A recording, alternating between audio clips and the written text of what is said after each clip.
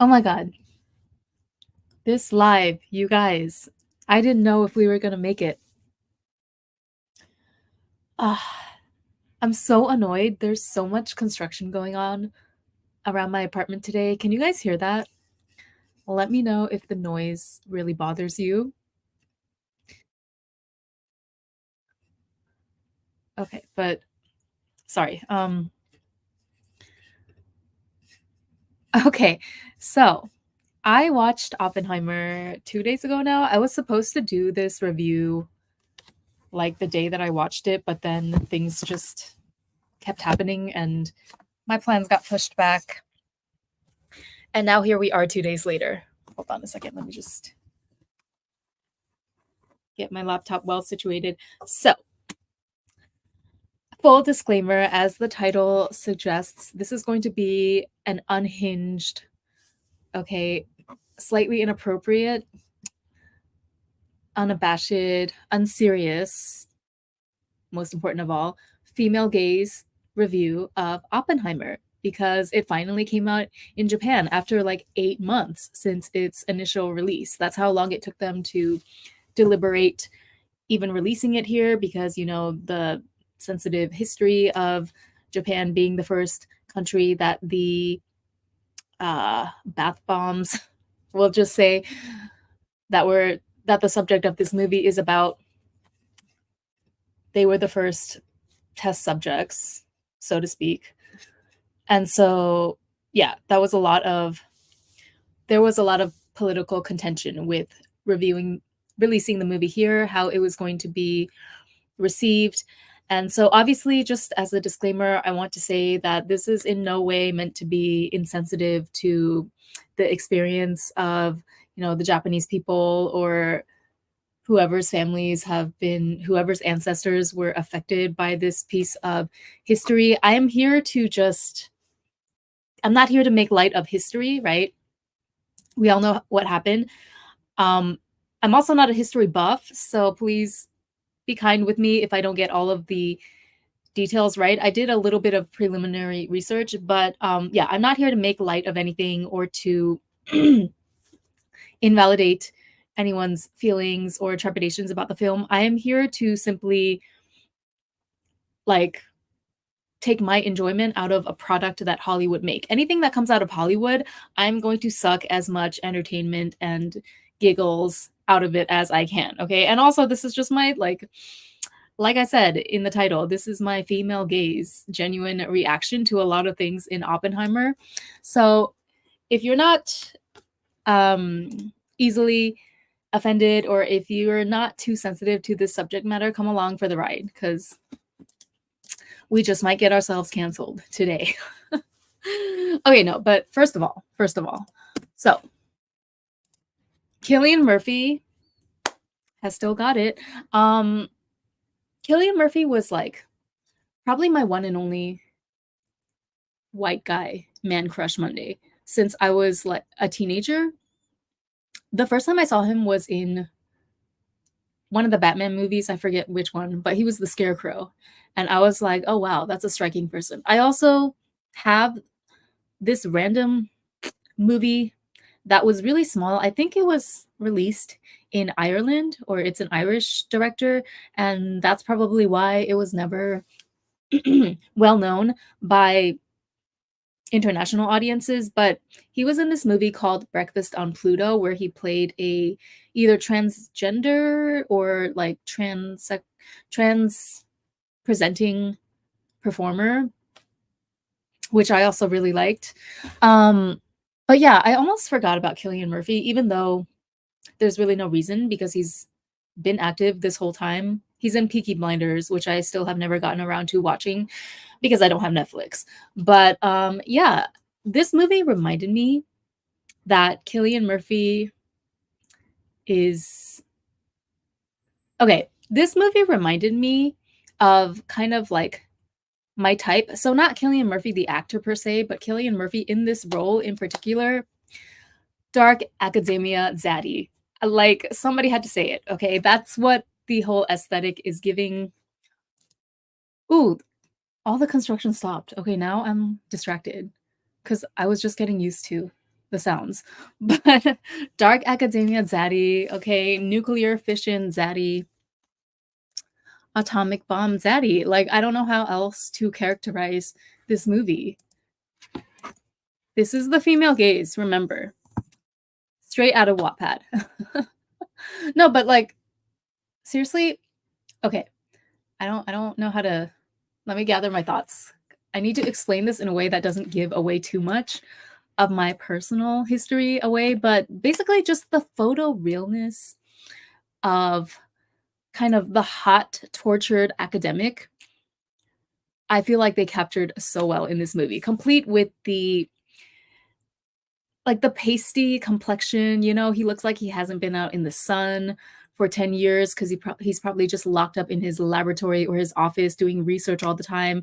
So it's like their academics are a certain different kind of hot than what we would normally consider the mainstream type of hot, okay? Like, I don't know who you guys like. Jason Momoa, that type of buff hero, action hero type of actor. I don't think Jason Momoa is hot at all, but you know what I mean. That would be kind of like the stereotypical gym bro physique, what is considered these days as hot in Hollywood. But then there are subsets of what is hot, right? There's the whole like back in the day when I was in high school, there was the scene kid hot, like the scene boy, emo boy with the swooped over bangs, dyed jet black, you know, it doesn't matter what complexion you were, whether or not black hair suited you at all. It's just that if you were in the scene,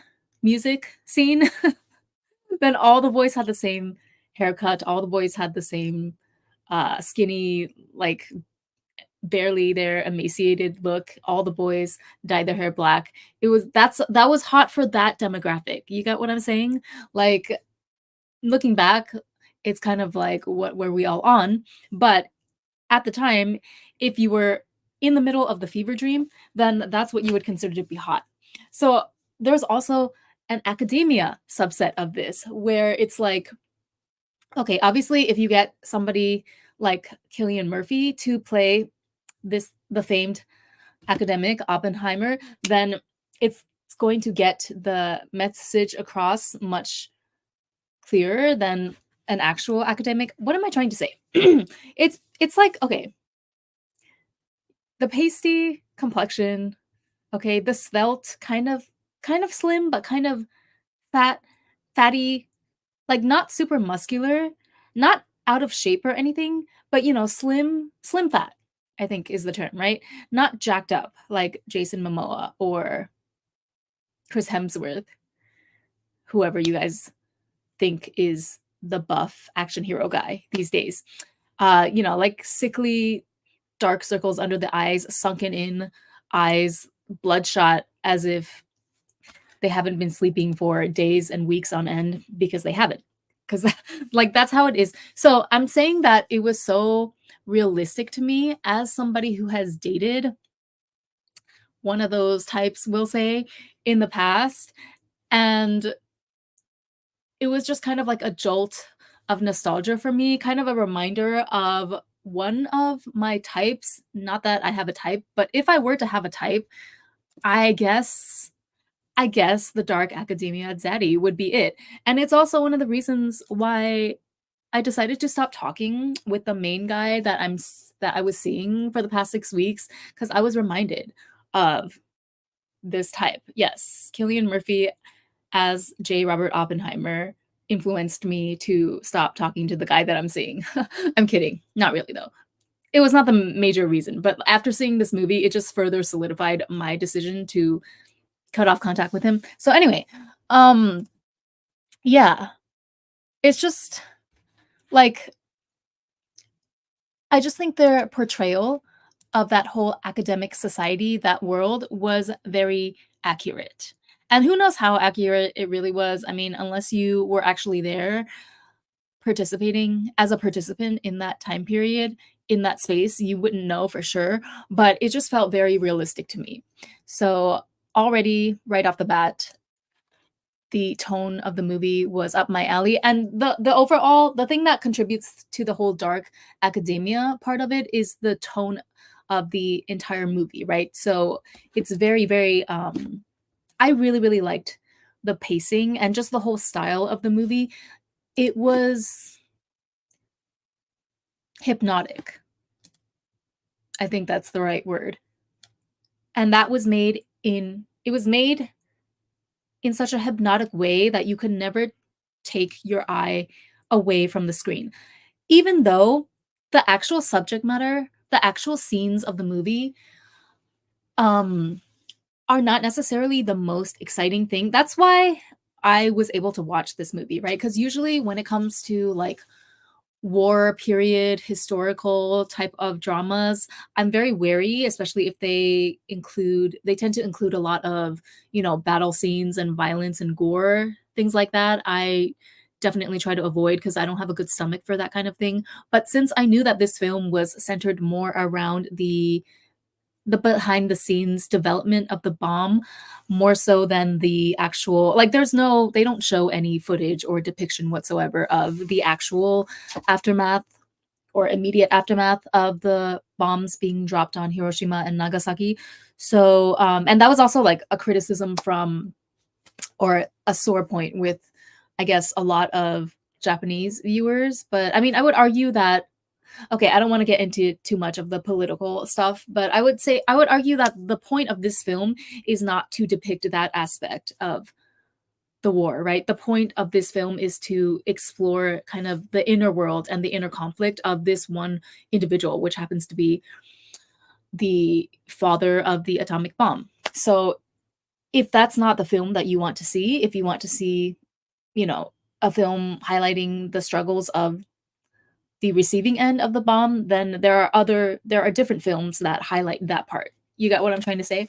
So this film, hence the title Oppenheimer, is about the man Oppenheimer, who they call Oppie in the movie, which again, it just I mean that probably was his real life nickname, but it just again lends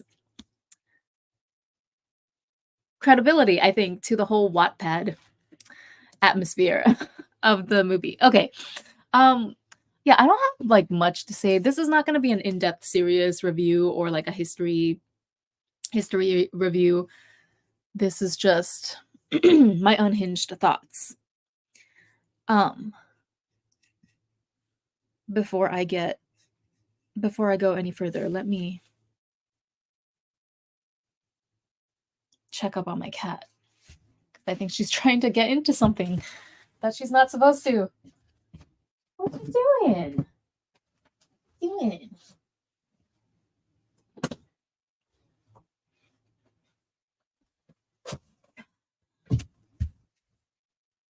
Say hi.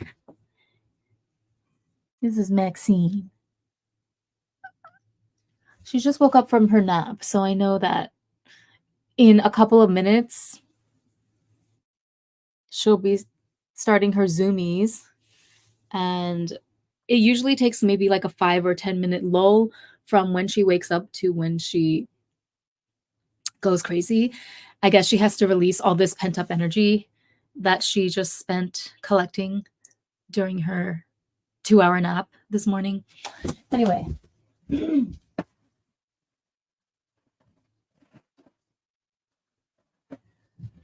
1 second.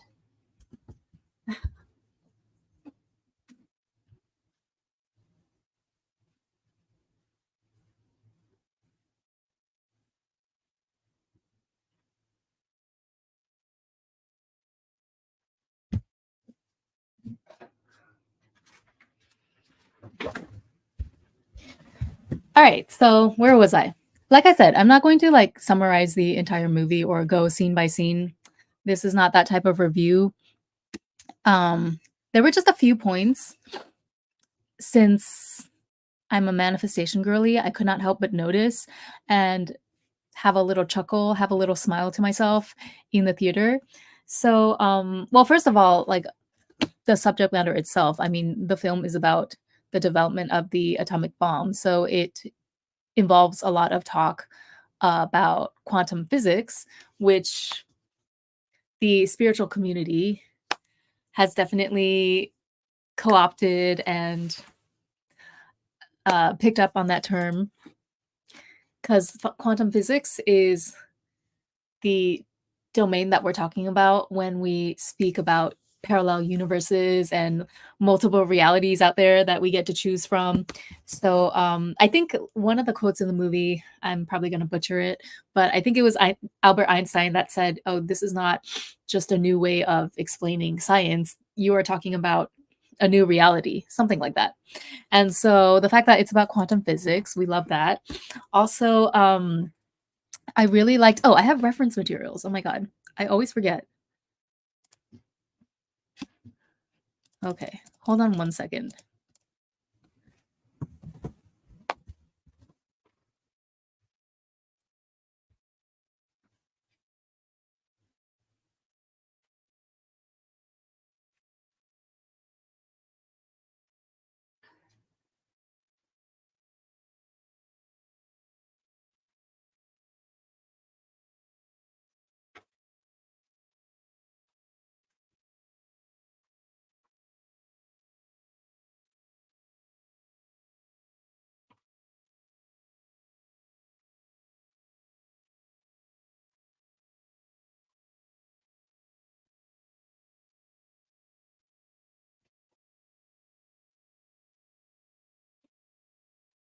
Maxine always getting into some mess just as my live stream starts to pick up. But yeah, so I thought, I mean, I don't think Killian looks anything like the actual J. Robert Oppenheimer, but I thought he captured the essence really, really well. Like, he just looks very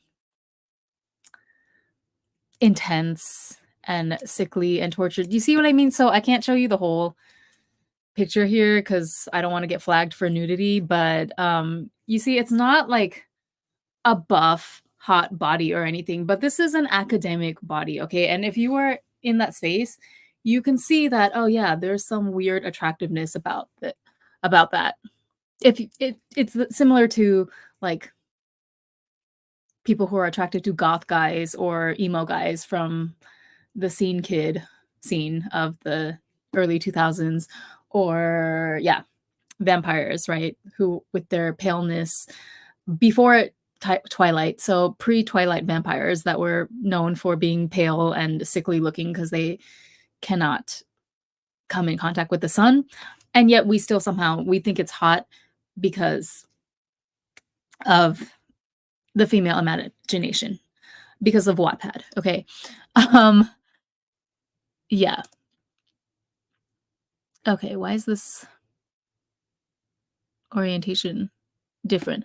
But yeah, so I liked Albert Einstein in this movie. I liked his vibes a lot because there's this one scene where um one of Oppie's peers or colleagues at Los Alamos does this calculation about the bomb and what could potentially happen once it's set off. And he warns Killian, or no, Oppie, he warns Oppie about the possibility of the Earth's atmosphere catching on fire and starting a chain reaction that could possibly engulf the entire Earth in flames, right? Because it would catch on fire in the atmosphere of the Earth. So by that point, it would not just be like a single isolated bomb or explosion. It would, you know, if it catches fire, then it would spread. But like on a planet wide scale, they were saying that there's a very, very small, but not negligible, like not 0% chance of that. And then, so Oppenheimer brings it to Albert Einstein to discuss his concerns, or yeah, to discuss, as you can imagine, how alarmed he is by this revelation.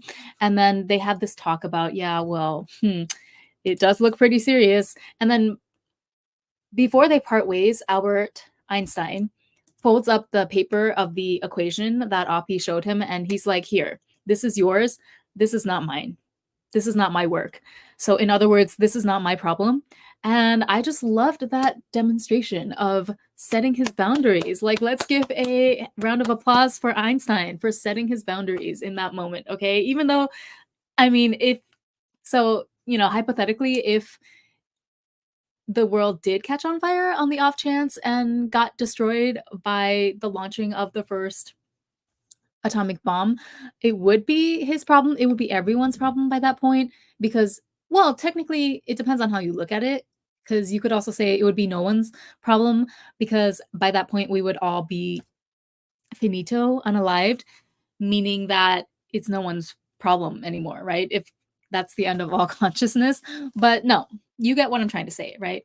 Albert Einstein setting his boundaries with Oppie, okay, letting him know this is your scientific equation, this is your problem, not mine. So you go ahead and you take this paper away from me. Don't leave it with me in my hands. We love to see it, okay? Be like Einstein in this scenario. And another line that I thought was very interesting. So I don't know if Oppenheimer himself was quoted to have actually said this. I mean, yeah, it probably was taken from actual conversations or actual this instances where Oppenheimer expressed himself in words, but I don't know if the actual words or phrasing used in this movie happened in real life. But essentially, there was a part where he was explaining to, I think, one of the people at either UCLA or what was it? I forget the Caltech. I forget the university name, but one of the professors in his department, he was talking to him about how America or like the US had an advantage over the Germans or the Russians. I'm sorry. I told you guys I'm not a history buff, but basically I think the Russians were already developing the bomb and they said that they had a 2-year head start from the they had a 2-year head start on the US scientists and physicists when it came to developing this type of a weapon. However, Oppie brings up the notion that the US or at least their cohort of scientists have an advantage because quantum physics or physics in general is seen or was at the time seen as a Jewish science by Germany, meaning that the Germans were more likely to dismiss any of the findings that came about under the name of physics, under quantum physics, as irrelevant or invalid because it was a Jewish science. And so it's interesting how, like, okay, again, I'm not trying to make light of history or the suffering, the untold suffering that the people who were actual victims in the Holocaust went through, but just the idea of the way that they stated so directly how Jewishness could be seen as a strength rather than a weakness in this particular instance, I feel like that's also a great demonstration of one of the basic tenets of manifestation, right?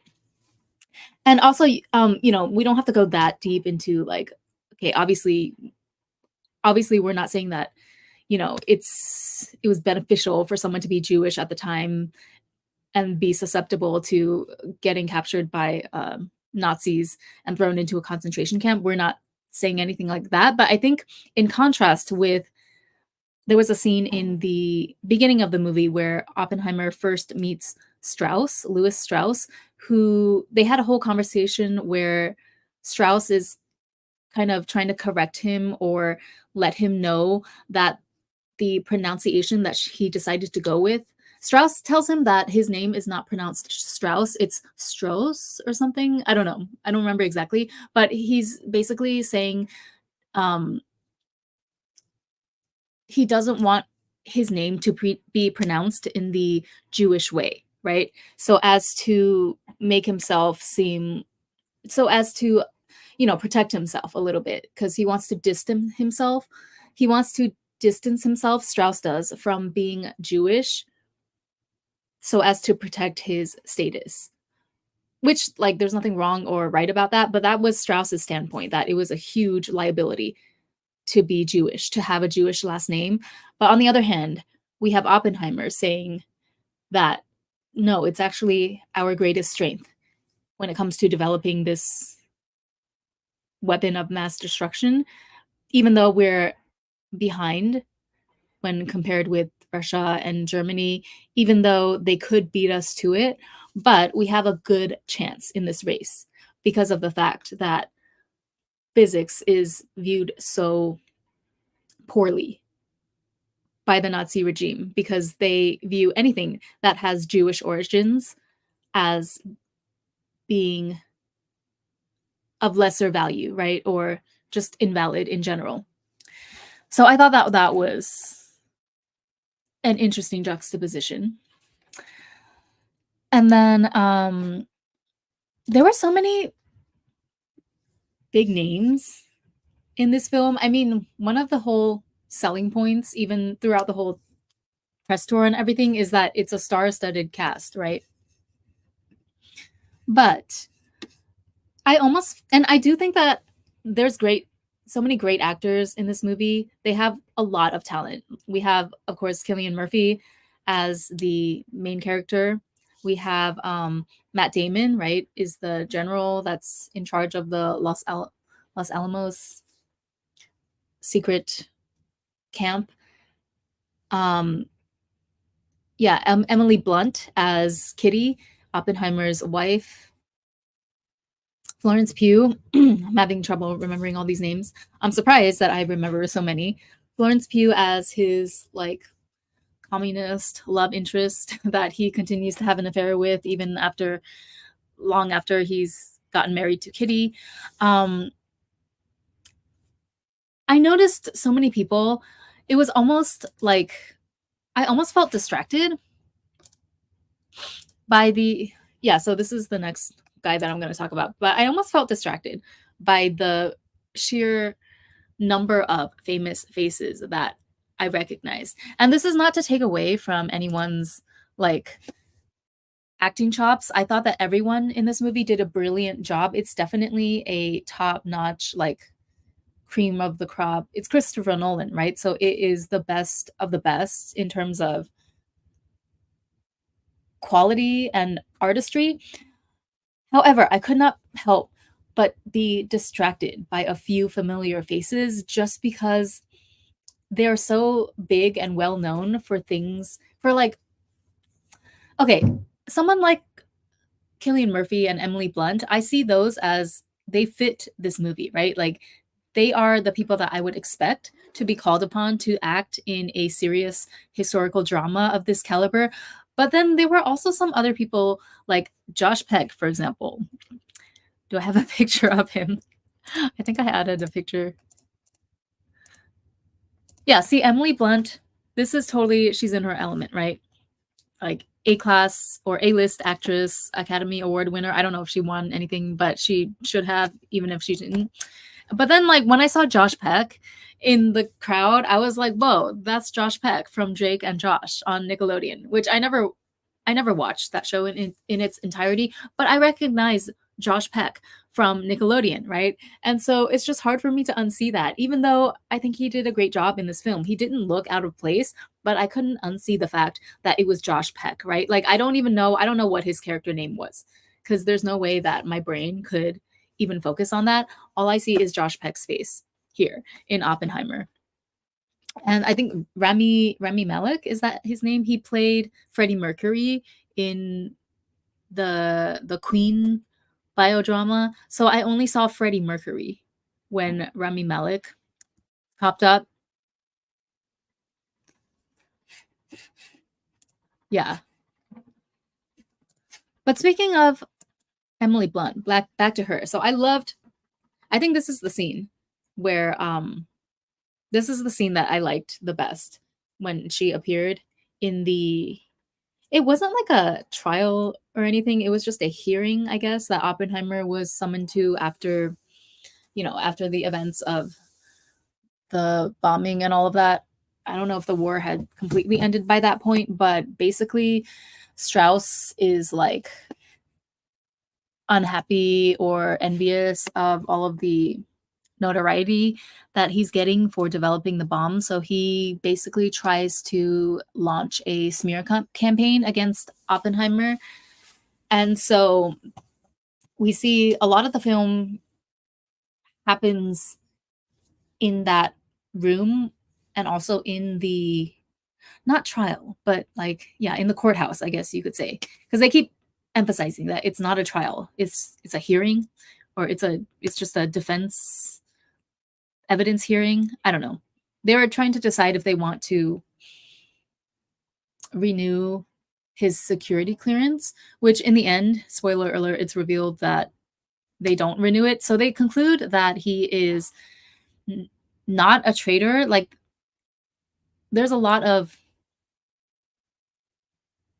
kind of contradictory evidence about just his activities and where his true motives or interests lie throughout the whole thing, because Oppenheimer himself, he goes through his own personal moral dilemma about the necessity of building a bomb and whether or not it's correct for any one nation, any one person to decide if it's appropriate to use it on a country or a group of people. And we see that like as the movie goes on, he gets more and more tortured by this conflict in his head. So that was, I mean, this is the grounds for a lot of questioning by the FBI and basically the government of the United States, which sees this behavior as suspicious, right? As you can imagine, that, okay, is this somebody who is working as a double agent, or does they were looking at like, 20 years ago when he was a student, his brief dealings with people in the Communist Party of the US. And it was called into question if Robert Oppenheimer could be trusted or if he was a real patriot. So they conclude in the end that there is no substantial evidence that he would betray his country, right? They conclude that he is a patriotic person who is loyal to his country. However, they decide to not clear his security clearance, which I don't really know what that means. Like, if anybody is more well versed in this subject, how does that affect your life if your security clearance does not go through? Because as far as I could see, it doesn't. It's not like that prevents you from living in the U.S. or I don't know. Maybe it has to do with safety. Like maybe you are not protected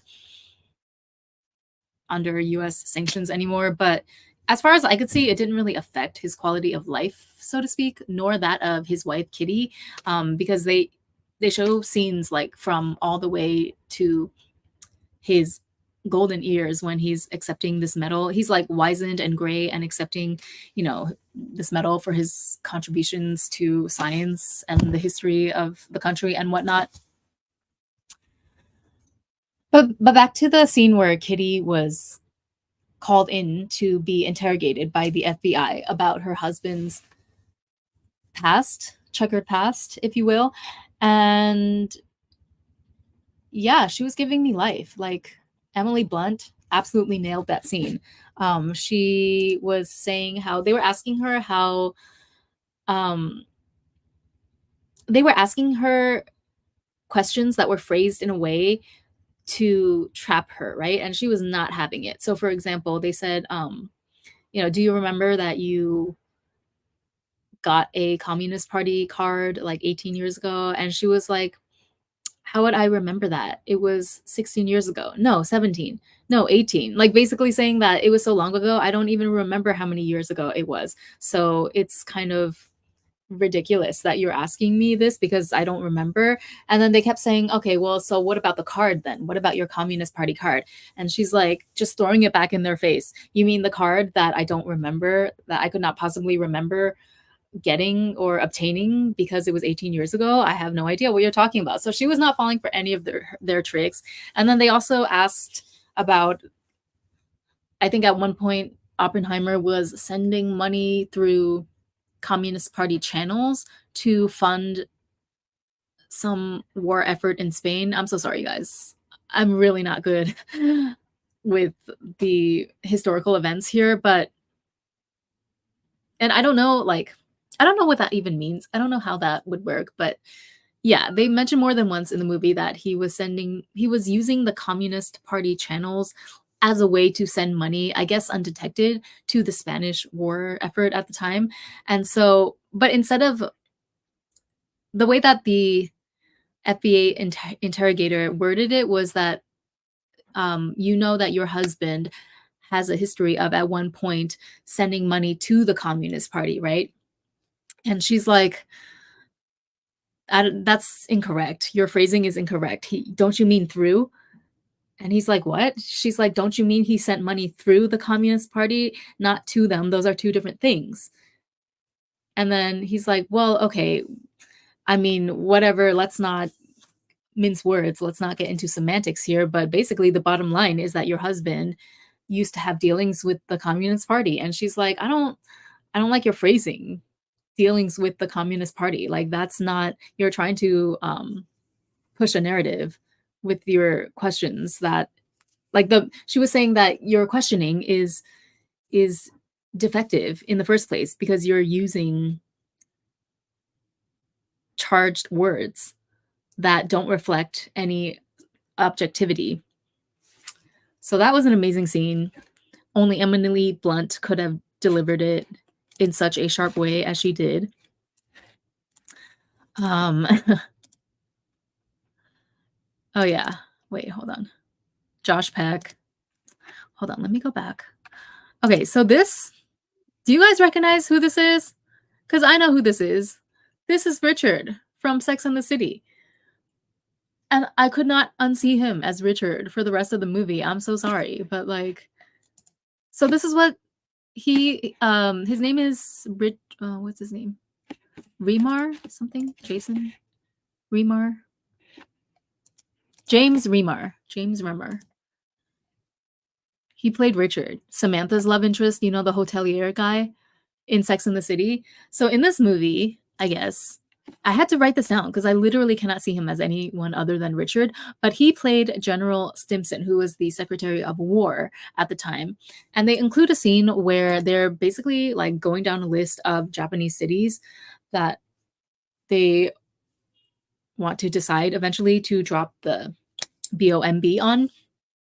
And this guy, Stimson, is like, okay, not Kyoto, because that place is lovely. And my wife and I had our honeymoon there. Apparently, this is based on a true story. Like, the real General Stimson went to Japan with his wife several times, apparently, not just for their honeymoon. And I don't know if that's the main reason why Kyoto was spared, but it's there in the history books, you know, it's part of the lore. But all I see is Richard from Sex and the City, okay? Like, and you know, the more ironic part about this is that the actual actor, James Remar, is married to a Japanese woman. So this is his wife. I kind of gave it away because I flipped through these slides earlier, but he's married to Kyoko Atsuko. Sorry. He's married to a Japanese woman, which is just so ironic and funny to me. Not funny, but what are the chances, right? Richard from Sex and the City. I didn't think I would see him again in this way.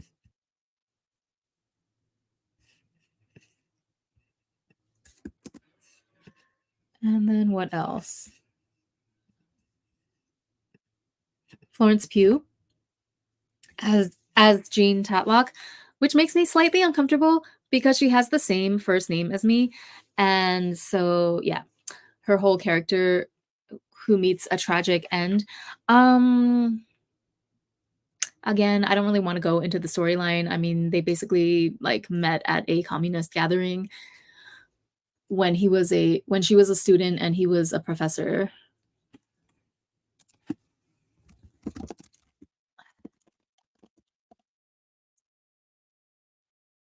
at Caltech. Yes, that's where he was first posted. And yeah, he continues to have an affair with her. I mean, like, they don't meet that often after he gets married, but there's like one point where he's working at Los Alamos and he takes a business trip to Chicago where it is speculated that he spent the night with Jean Tatlock, and then she becomes unalived shortly after that, whether it's by her own doing or by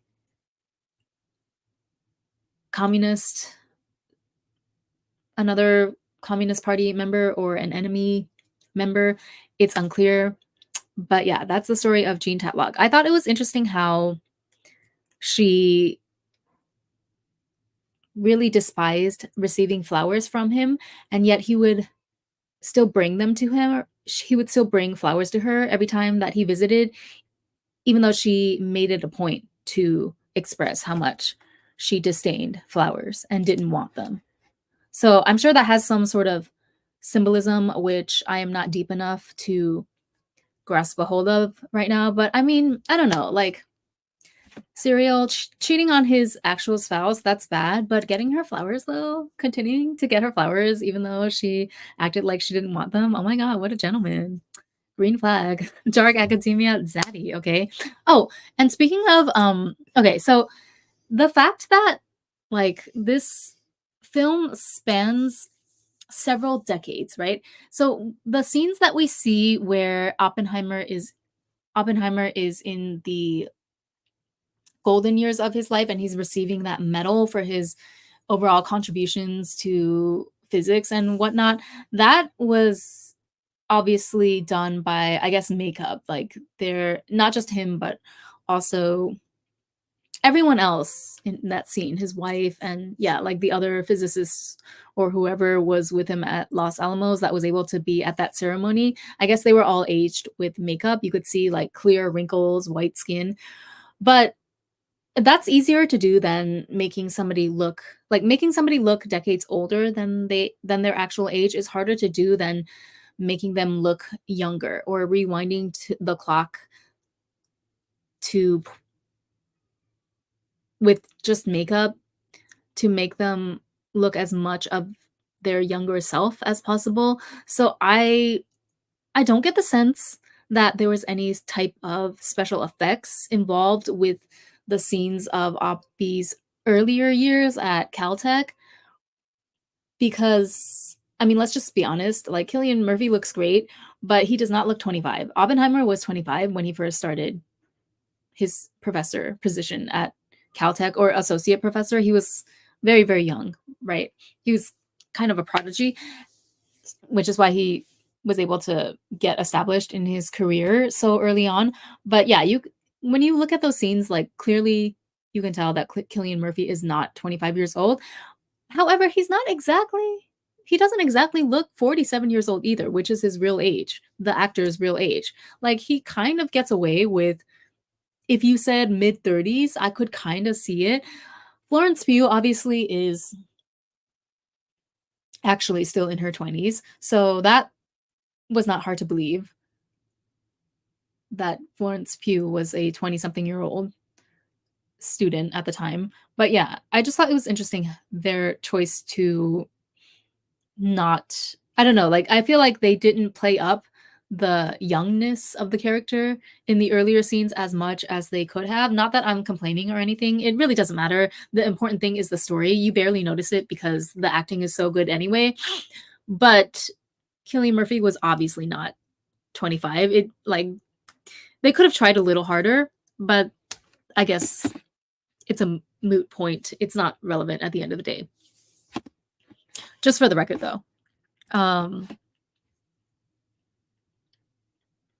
But the aging that they did near the end of the film was pretty impressive, I will say. I think it looked really natural. Or maybe it was just the white hair. I think though, yeah, white hair alone can take you many decades removed from your actual age.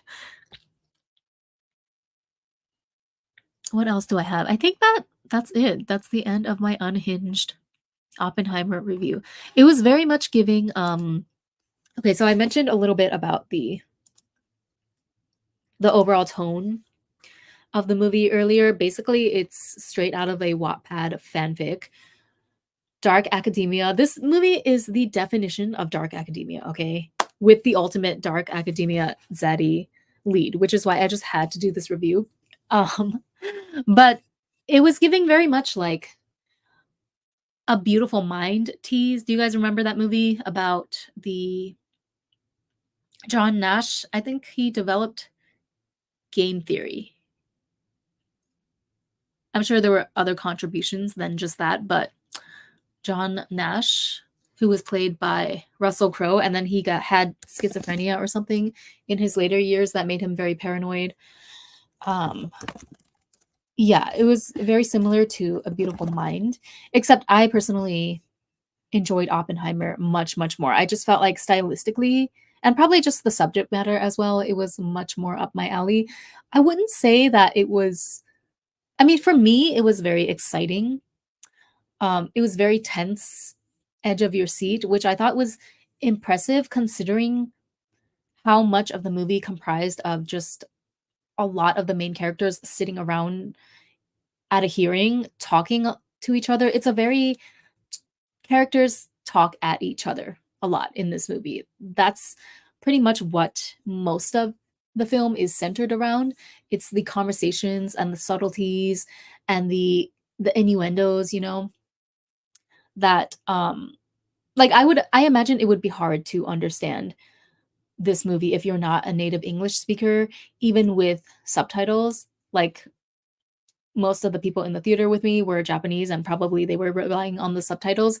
So Oppenheimer obviously is not dubbed in Japanese. There is no screening of Oppenheimer dubbed with Japanese voices speaking Japanese. They only screened the English version with Japanese subtitles. And I can imagine that it would be hard to keep up because there's just so much dialogue and it's very quick and like the subject matter is very deep and dense too, right? They're talking about, I mean, they don't go too much into the technicalities of the science, but that is a part of the dialogue. They're discussing literal scientific theories and equations that would lead them to developing this bomb, lead them to finally developing a version of the bomb that would work. And so you have to really be alert in order to catch everything. And not to mention, of course, just the whatchamacallit, just the hidden like innuendos and implied things that characters are trying to say in a euphemistic way or in a roundabout way or like veiled threats, that kind of thing. I feel like it would be very hard to pick up on, even if you have subtitles, if you're not a native English speaker.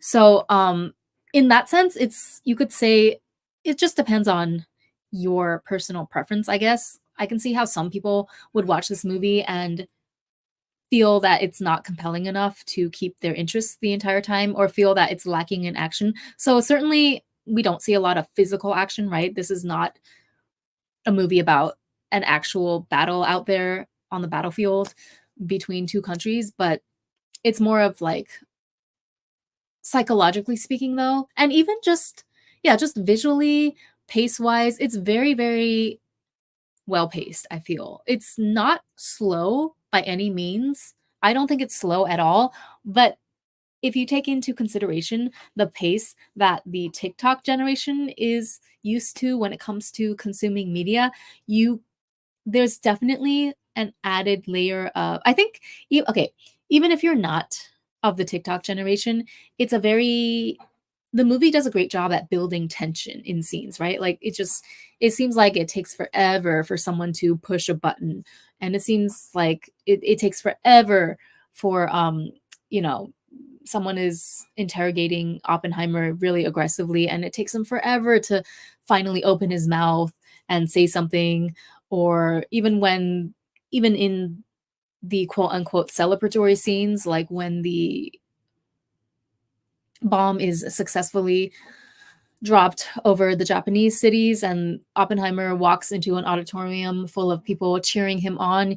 It's still like very much centered. The camera zooms in on Oppenheimer himself, and you can just see in his eyes, although his body is still, although he's moving calmly throughout the crowd, you can see just the internal conflict tearing him apart inside through his eyes. And so that tension is really, really well maintained. And the director, Christopher Nolan, obviously, really does a good job of just not letting you off the hook for the entire movie. Like I was on the edge of my seat, right? And I only felt like it was only at the very end, even the last scene, which is I think this is the last scene, yeah, when Albert Einstein, when it's revealed what Albert and when it is revealed the words that were exchanged between Albert Einstein and Oppenheimer by the pond that day, even up to the very last second, you're like going out of your mind, waiting for what these characters are going to say. And then at the very last second, only at the very last second, do you get any relief. So that I thought was brilliant. I really enjoyed that aspect of the film. The soundtrack was exquisite, hypnotic again. Like, I believe the soundtrack also, the music was almost like a full character on its own in this movie because it was so arresting. It was so, I don't want to say loud, but I mean, certainly there are parts of this movie that are really, really loud. Hello, we're talking about testing an atomic bomb, but the music was so like a ringing in your ears is how I would describe it. It was very much distracting, right? It was a huge part in keeping that tension level so high throughout all the scenes, even during the scenes where you could say it was a boring premise because the characters are not necessarily doing anything, but you still feel the tension. Like there's never a still moment in the film. It's always like some shaky camera movement or you're zooming in on something or like it's slow, it's deliberate, but it's not boring by any means. And yeah, the soundtrack, the music was just exquisite. I think it complemented the tone of the movie perfectly. I might have to check out the soundtrack actually after this because I was just completely floored by how perfectly they blended that in with the visual aspects of the film. Um I don't know who composed the score. I'm sure it's someone famous. But yeah, I might go watch this again, like for real, because, well, partially because there's nothing else good out. I feel like I sat through so many bad movies this season. It's only the first quarter of 2024. Like, yeah, we just started April. It's April 2nd today. And I feel like I have PTSD from the amount of bad movies that I had to sit through. Madam Web, Argyle, Ghostbusters, Frozen Empire. Oh my god. I just watched that yesterday. Not sure if I'm not going to do a review on that. I don't even know what I watched. But coming off of a string of really horribly executed movies, cash grabs, disjointed plots, like I still to this day I have no idea what happened actually in Madam Web and Argyle. So coming off of that and being able to see Oppenheimer finally was a huge treat, I will say. And I might actually watch it again. Like, wow. Can you believe that? Me watching a historical war drama more than once in theaters. No, I think it would actually be very beneficial if I watched it again because the first viewing, like I said, it's just a lot to process at once. There's a lot of dialogue, a lot of just intricate technical details that are hashed out between the characters, a lot of like stolen glances, secret looks between the characters that I might have missed. Um, there was one detail that I noticed only because I read about it beforehand. That was when Jean Tatlock was, putting her head under the water in the bathtub scene. There was one scene where they show a gloved hand pushing her head in. So that was a nod to a theory that she was unalived by someone from, I guess, the Communist Party or from the Russian side. I'm not sure. But that's the only one that I noticed. But yeah, I was like kind of confused about I missed some of the dialogue between Oppenheimer and the other physicist, for example, or like that guy who wanted to develop a hydrogen bomb, but he was rejected, so he wanted to rage quit and leave Los Alamos, but then Oppenheimer convinces him to stay and do research on it, and he promises him that he'll do a one-on-one with him at least once a week. Oh yeah, so they also, I think it was also very a good job done by Killian to portray how persuasive Oppenheimer was, and not, again, not in the way that you would expect like a politician or somebody more ostentatious would be persuasive, but he's like this broody, dark academic, right? Who not everyone, especially other men, because he's also quoted as being a ladies' man, the actual Oppenheimer, which is makes sense why they cast Killian Murphy. But then, so I guess there's like jealousy, or some of the men that he comes across do not take kindly to him at first, and yet he's still able to exercise his powers of persuasion upon people, even though he himself is quite eccentric and not exactly what you would consider like Hollywood leading man stereotype. It's dark academia daddy, okay? We come back to this phrase over and over again. I don't know how else to best sum up this movie. But yeah, there you have it. My review of Oppenheimer from the female gaze. I will probably get canceled after this review. That's fine. And I will probably, when that happens, what else is there going to be left for me to do than to watch this movie again in theaters? Which I would not have a problem with, to be honest. Like, I'm not mad at that prospect at all. So, yeah. If I do watch again, it would be a nice chance to kind of go back and catch all of the details that I missed the first time around, because there was just so much that went on. And also, maybe it would be a good idea to brush up on my history beforehand, because then I could understand even better the certain motivations of certain characters. But yeah, key takeaways from this video, okay? J. Robert Oppenheimer, played by Killian Murphy. This is dark academia zaddy. Okay, tortured academic, poet, Sanskrit, learning Sanskrit in his spare time just to read some Hindu texts. Dark academic zaddy. Albert Einstein, setting boundaries, queen. General Stimson, Richard, the rich hotelier from Sex and the City, who is Samantha's one that got away, or Samantha's Mr. Big, as some people call him.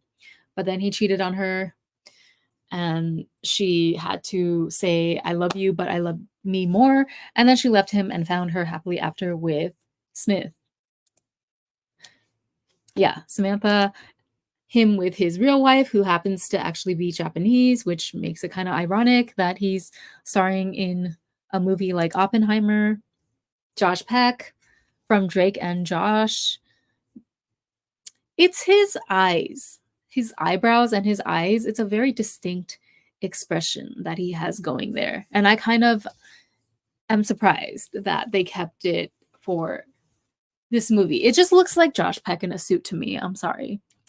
Sorry, Josh. I know that he's probably very talented and seems like a okay, honestly, I don't know. I was about to say he seems like a nice guy, but I remember vaguely this one interview I saw of him on YouTube where he was talking about I don't think it was Drake necessarily, but it was there was this other conventionally handsome, like conventionally ladies man type of male co-star that he was talking about. It probably wasn't Drake and Josh. I think he was referring to one of his more recent projects, but he just kept reiterating over and over again how somebody like him, talking about himself, like he doesn't see himself as a naturally handsome or charismatic guy. Like I guess he's never I mean, you guys know back in Drake and Josh, he was the overweight, fat, funny kid, right? That was his whole shtick on the show, which I understand, like, that must be hard and traumatizing in its own way, especially as a kid to have to deal with that image being foisted upon you and to have people see you that way for so long. It's hard to break out of that shell. And it's hard to, I guess, reconcile the fact that maybe, yeah, like in contrast with his co star, Drake, I guess their experience must have been a lot different. I feel like with Drake, there were probably a lot of groupies throwing themselves at him, and then Josh is over here like, "Why didn't I get dealt that hand of cards?" But I caught kind of a red flag when I heard him mention just one too many times for my liking how certain guys in the industry don't have to try hard, right? Like certain people get to be handsome and hot and be good at everything that they try the first time, talented, hot, good speaker, good communicator, can play this sport and that sport. Certain people have it all, but then me, Josh, I have to work so hard to compensate, or I'm a nice guy. It was giving very like nice guy vibes in the red flaggy type of way, if that makes sense. I didn't like it because I felt like, okay, I understand you had a certain image in your childhood, but that's in the past now, right? You've since proven your talent as an actor in many, many subsequent films that have nothing to do with Nickelodeon. I mean, Josh has been on the scene forever. He's 37 now, right? I looked this up. I did my research before this stream. But yeah, like he hasn't been that fat kid for a while. If he were just to present himself in all these new situations, like if he were to just decide for himself to step into that new identity of, yeah, I am attractive, I am respected, I am a talented actor in my own right. I do have the respect of my peers and of women or whoever, then nobody would question it if he would just decide to show up like that for himself from now on, except he chooses not to. He chooses instead to harp on how he's never had it easy when compared with other more conventionally attractive guys. But the thing is, as I was watching that interview, I just felt like it was so crazy because if he didn't talk about himself like that, or if he didn't talk about how much there was a contrast or a perceived contrast between the way that he experiences life versus those other actors that he views as being more attractive and therefore more effortless in their getting adoration from the public than him. If he didn't go out of his way to mention that so many times, I would not have even noticed. You know what I'm saying?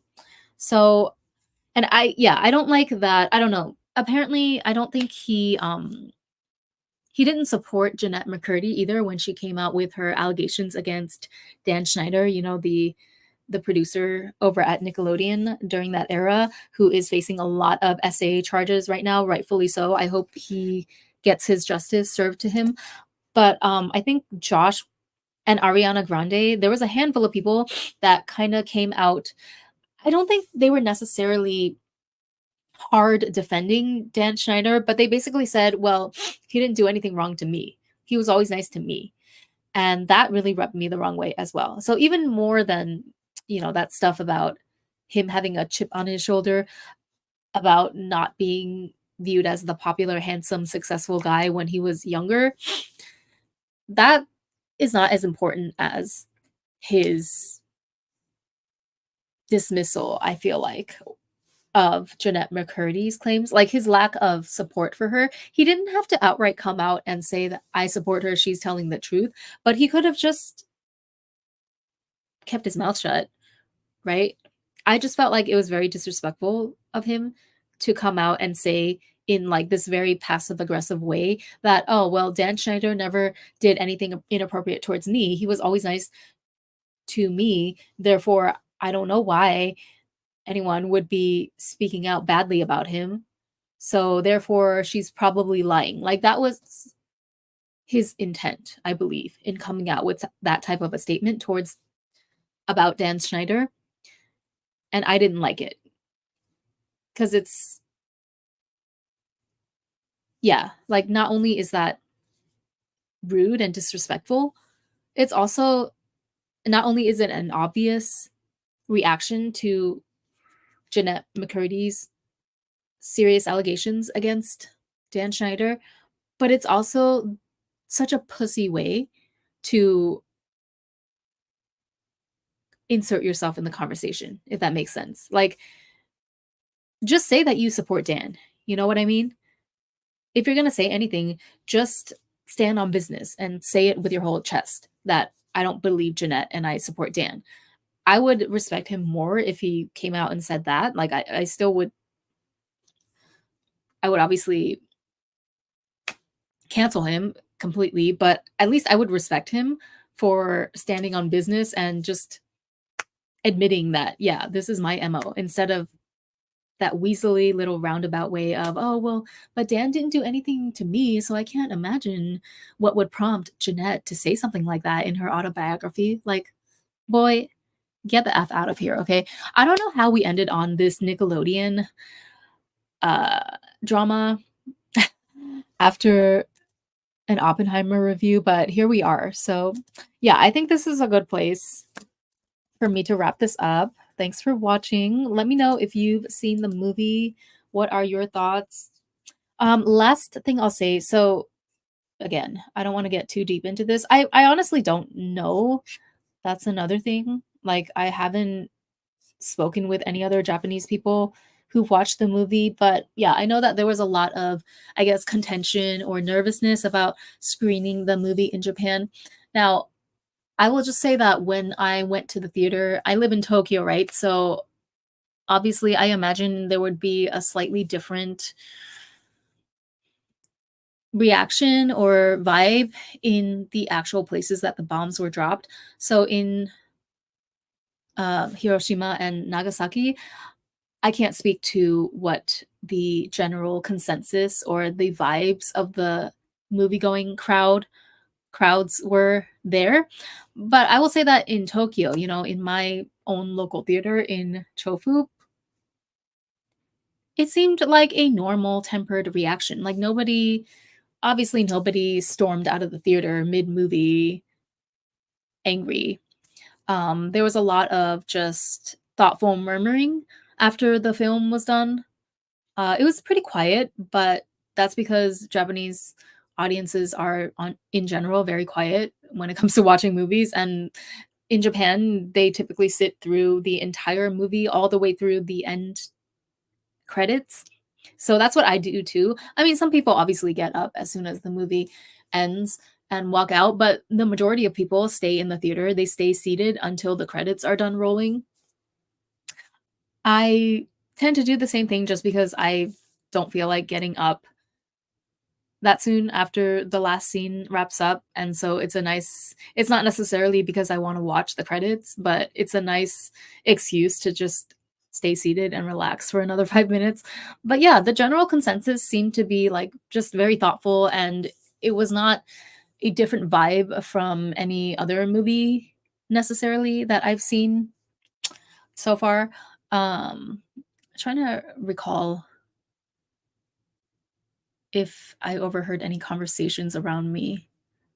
I don't think so. People were just yeah, people were in good spirits. Like there was a good mix of people, old and young. There was men and women there, a lot of couples. Um it wasn't giving off to me like anyone was super offended. It was just very thought provoking, which is the point of the film anyway. So that's my take. I might go watch it again, and I'll see you guys later. Bye.